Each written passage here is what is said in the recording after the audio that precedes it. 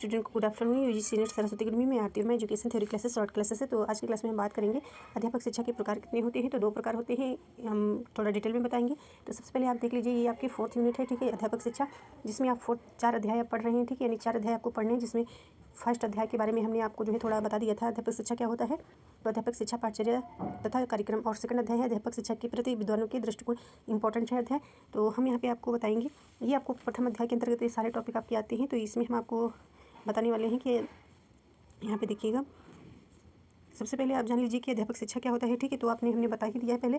अध्यापक शिक्षा का मतलब है शिक्षकों को प्रशिक्षित करना, ताकि वे प्रभावी ढंग से बच्चों को सिखा सके और उनके विकास में मदद कर सके। कहने का मतलब ये होता है कि अध्यापक शिक्षा का मतलब होता है शिक्षकों को प्रशिक्षित करना, यानी कि टीचर को उनको प्रशिक्षित करना, ताकि वे प्रभावी ढंग से बच्चों को सिखा सकें और जो है उनके विकास में मदद कर सके। यह शिक्षकों के ज्ञान, कौशल और दृष्टिकोण को बेहतर बनाने के लिए महत्वपूर्ण प्रक्रिया होती है। ये बिंदु हो गए। और यहाँ पे आप देखिएगा प्रकार, ठीक है। तो अध्यापक शिक्षा के प्रकार जो है 2 होती हैं, एक सेवा पूर्व शिक्षा, एक सेवाकालीन शिक्षा। तो सेवा पूर्व शिक्षा प्री सर्विसेज एजुकेशन होता है, सेवाकालीन शिक्षा इन सर्विसेज एजुकेशन होता है। तो सेवा पूर्वकालीन शिक्षा क्या होता है, तो यहाँ पे देखिएगा सेवा पूर्व शिक्षा प्री एजुकेशन, ठीक है, प्री सर्विस एजुकेशन, यहाँ से देख सकते हैं। यह शिक्षा या प्रशिक्षण उन लोगों को या व्यक्तियों को दिया जाता है जो शिक्षक बनने की तैयारी कर रहे हैं या शिक्षक बनने से पहले की शिक्षा होती है। तो सेवा पूर्व शिक्षा क्या होती है, तो जो बच्चे टीचर बनने के लिए जो पढ़ाई कर रहे होते हैं, ठीक है, शिक्षक बनने के लिए तैयारी कर रहे होते हैं, उनको ये शिक्षा दी जाती है सेवा पूर्व शिक्षा, या शिक्षक बनने से पहले जो शिक्षा दी जाती है, ठीक है। इसके अंतर्गत जैसे बीएड हो गया, जो बच्चे बीएड करते हैं, एमएड करते हैं, ठीक है, तो ये हो जाती है बीएड, यानी टीचर बनने से पहले जो ये कोर्स करते हैं, ठीक है।